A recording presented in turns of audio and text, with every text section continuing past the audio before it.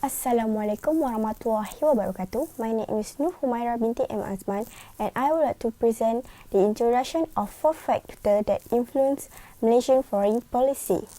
The 3 important aspects determine Malaysian foreign policy: the country's strategic location in Southeast Asia, its feature as a trading nation and its peculiar demography, while foreign policy tactics have changed throughout time in response to changing domestic and external forces.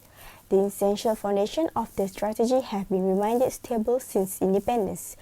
Credibility, consistency, and coherence criteria have guided policy making, all of which have served the country's best interests. Through this organization, Malaysia has tried to promote South-South cooperation among poor countries and the Muslim world. Malaysia also promotes the prosper the neighbor strategy through the Brunei, Indonesia, Malaysia, Filipina, East Asian Growth Area, BIMP to EAGA. The Indonesia-Malaysia-Thailand Growth Triangle, IMTGT, and other entities to increase economic links and collaboration with its neighbor. To promote and protect Malaysia's interests abroad, a network of 110 diplomatic posts in 84 countries, as well as 1 friendship and trade center, has been established. Diplomatic missions include embassies, High Commission, consulates general, and consulates. As the world becomes more complex, Malaysia's behavior will be guided by the principle of respect for independence, sovereignty, territorial integrity, and non-interference in the affairs of other nations, peaceful settlement of disputes, peaceful coexistence, and mutual benefit in relation. Assalamualaikum, my name is FAUZI from AA104B, and today I'm going to be presenting about factors that influence Malaysian foreign policy. There are a lot of factors that influence Malaysian foreign policy. For instance, national security. National security is a critical component of any country since no one wants to be threatened by enemies. Malaysia, because of its vital location, must be protected from pirates and terrorists. With this in mind, Malaysia must strengthen ties with other countries in order to confront terrorism together. Malaysia continues to face security problems as a result of its key location in the center of Southeast Asia. Nevertheless, Malaysia's security is strongly intertwined to Southeast Asia regional stability. Furthermore, for instance, territorial conflicts with surrounding countries, including overlapping claims in the South China Sea, are one of the biggest Malaysia's challenges.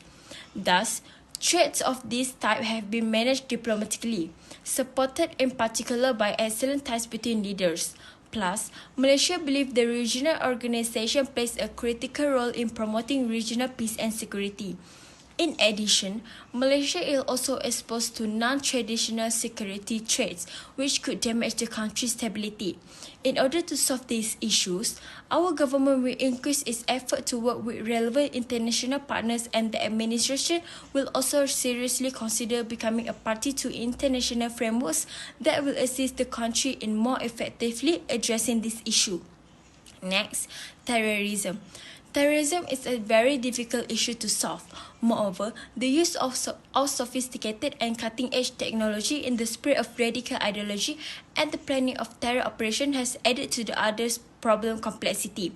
This makes it more difficult for government all across the world to track and prevent terrorist activity. Furthermore, Malaysia is convinced that terrorism is unrelated to any one religion because any religion or community is exposed to radicalism, violent extremism, and militancy. In the end, terrorism can only be solved if there is a strong and genuine political resolve to do it, and information must be shared transparently. Subsequently, Malaysia will play a key role in the region and globally in this regard. Within the Asian context, among other things, Malaysia will make use of the Asian Institute for Peace and Reconciliation. Malaysia also will promote the role of the Southeast Asia Regional Center for Counter-Terrorism, CSIR, as an Asian project. CSIR would aggressively pursue a broader and deeper type of engagement with other institutions within the region and beyond. Assalamualaikum, my name is SHAFIKAH binti Masai. and my student number is 2020-98173, and I'm gonna present about the geography factor. Malaysia foreign policy are conditioned by their historical and cultural tradition. For example, kerajaan as a state identity device achieve hanging while reducing suspicion and perception of hypocrites and unworthiness. Okay, next, Malaysia has a strategic position in the Southeast Asian, which border almost most countries in the South Asia, for example, Thailand, Philippines, and Indonesia. Okay, next, Malaysia is a founding member. Such an analysis will be key in interest of a large community of the international relation expert. Furthermore, Malaysia Sea is also the main route for merchant ship in the South Asian region, especially during the Malacca Sultan. It has become the largest economic power in the archipelago. Then, the purpose of an established economic interest in Northwestern theoretical approach to international relation theory in general and geopolitics is to investigate Northwestern explanation of political behavior, challenging the universality of mainstream international relationship concept and highlighting their inequality. Next, Malaysia foreign policy behavior is functional within the context of region geopolitical dynamic. Malaysia continues but reciprocal relationship with China, her partnership with the United States, and the precise security dynamic and the South China Sea are all cause of concern for the area. Malaysia's current relationship with China make Malaysia see the benefits of being friend with everyone, including big power, without the need to balance. That's all from me about the geography factor. Thank you. Hi and Assalamualaikum. My name is Siti SYAHIRAH binti Muhammad NIZAM. My number metric is 2020582725. I will present about the international organization that influence Malaysia foreign policy. Firstly, Malaysia participates in several international organizations which are regional and in world categories. For regional, it have a three organizations which are ASA, MAPRINDO, and ASEAN. And for the international organization are Commonwealth, United Nations, NAM, OIC, G15, and APEC. Regional organizations include international membership and geopolitical units that operate across the single nation state. It is created to promote cooperation, political, economic integration, and communication on between countries or entities separated by geographic or political barriers. International organizations are entities established by formal political agreement between their members. Next, we move to the one of the organization for regional, which is ASA. ASA presents the first step toward regionalism. To retain its legitimacy, this ASA group strives to improve social well-being and economic progress by caring for their people's health, eradicating poverty, and eliminating illiteracy among the people.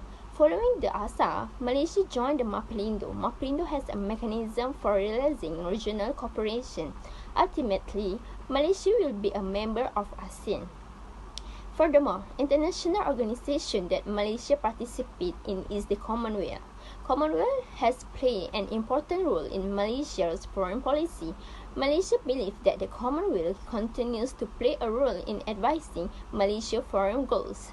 Lastly, the APEC. Malaysia aims to common prosperity to build a nation and a competitive economy so that no one is left behind, keeping pace with the current of modernity. That's all for me. Thank you. Assalamualaikum. My name is SYAHIRAH binti ISHAK and my metric card is 2020746449. I will present one of the factors that influence Malaysia's foreign policy, which is economic. As we all know, the economy of the country is important because to ensure that a country becomes a development country and can provide employment opportunity to the community. Besides, Malaysia is recognized for its raw materials such as petroleum, rubber, oil palm, and etc. Also, with the raw material, Malaysia can increase diplomatic relations with the country for business dealing with another country, as well as able to exchange goods and service. According to the leadership of Tun Dr. Mahathir in 1981 vision of Malaysia foreign policy, Malaysia began to open its door to build ties with other countries and become symbol of developing national. And also, under division is focusing more on economic in international relations, while also betting for the right interests and goals of developing countries.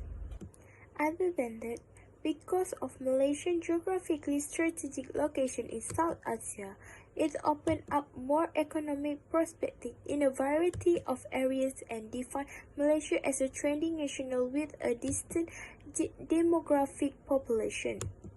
While maintaining diplomatic connection with other countries, it's one of the Malaysian objectives to draw political, economic and social interests from them. Also, the launch of the low-ACE policy like Japan, South Korea and Taiwan, its made Malaysia's economic development has been greatly influenced by this shift to the ACE. In addition, economics and technological growth are used to evaluate a country's progress. Malaysia requires a foreign policy because the country's economy relies on the foreign countries to develop. Also, the advance of technology in Malaysia has the potential to improve the standard of living of Malaysians. Thank you. This foreign policy framework is a new initiative launched by the government to articulate its foreign policy emphasis and direction. This does not imply that Malaysia's foreign policy is being fundamentally altered by the current administration. This is not possible because Malaysia's broad national interests have not changed significantly. The new Malaysia, on the other hand, will adopt some new approaches and priorities, which will result in some policy shift. Inequality, fairness and justice will be prioritized, as will democracy, freedom, human rights, and the rule of law. This principle will serve as important guiding principle for the new Malaysian government's policy. While the government will make every effort to achieve the country's foreign policy objective, the extent of its success will be influenced by a variety of factors. As previously stated, the international system is extremely complex, making foreign policy actors' job increasingly difficult. Finally, success can be defined as the protection of Malaysia's national interests. This success can be seen through the security, economic, and identity lenses. In terms of security, success means preserving the country's territorial integrity while remaining peaceful and not at war with any other country.